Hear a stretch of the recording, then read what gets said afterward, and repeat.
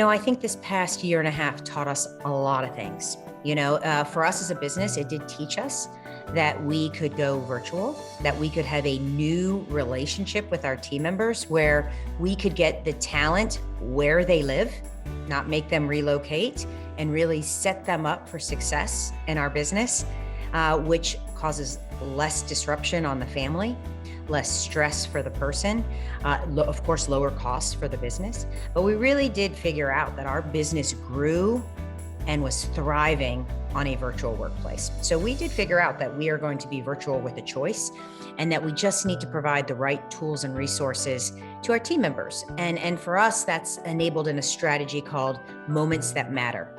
And that's making sure that we're in person for the moments that matter, whether that be onboarding or learning and development or strategy sessions, but otherwise empowering people to live their lives. Because when we look at work-life balance, taking out commute times, taking out, traveling on an airplane to come into an office just to sit at a desk is not necessary. So I think that was the first one. And the second one for me is how important heart-centered and compassionate leadership is.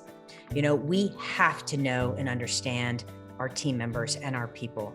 We have to develop those skills to be able to adjust and adapt to different working styles and different working situations.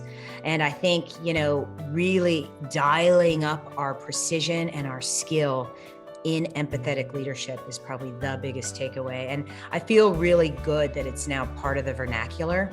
It used to be that maybe leaders like that were soft and, they're that kind of leader, but maybe they can't drive for results.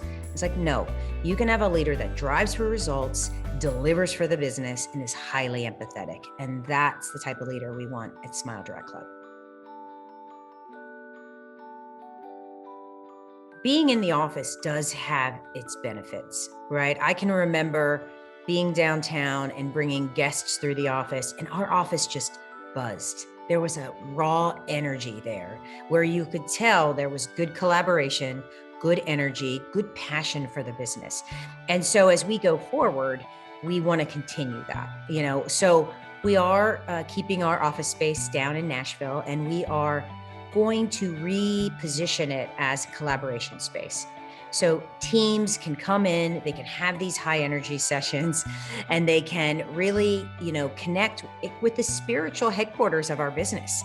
If you walk into our building, you do feel that small startup culture and that passion for our brand.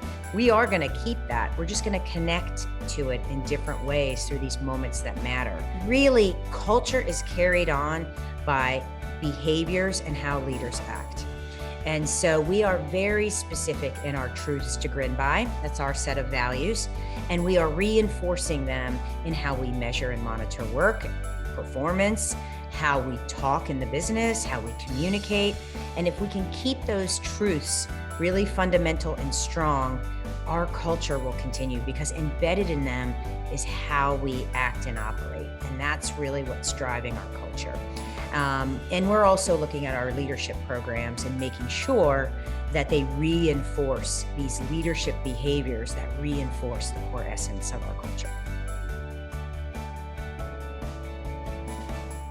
When we launched our Achievers platform, which we call Champions, back in February of 2019, we got immediate traction. Our team members loved giving recognition, giving social recognition, giving points recognition. We had a very rapid uptake. And with the sudden shock of the pandemic, I think people were forgetting a little bit how important recognition was.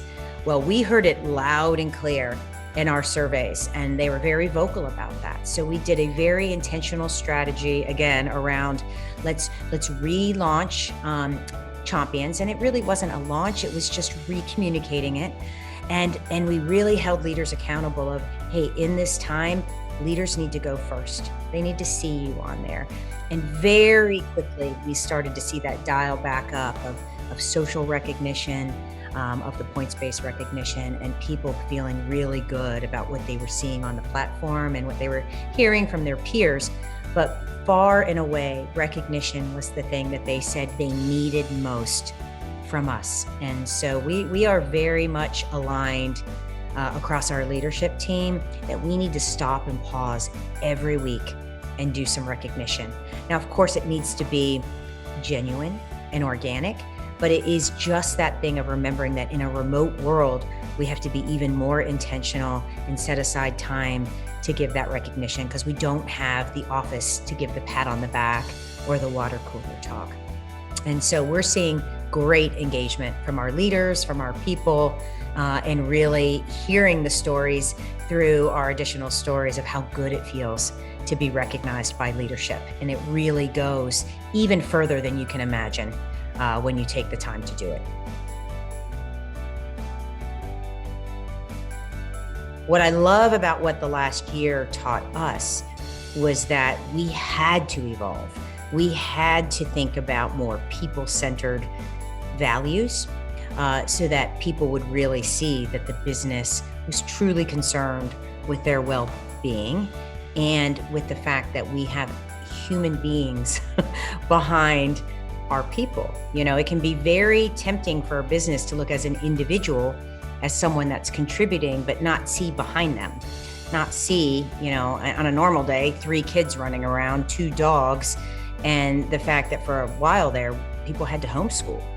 You know, so I do think it is a big strategy shift for us, adding these people-centered truths, because it will create the behaviors, the mindsets, and the conditions for a much more focus on work-life balance, on well-being, on treating people with dignity and respect.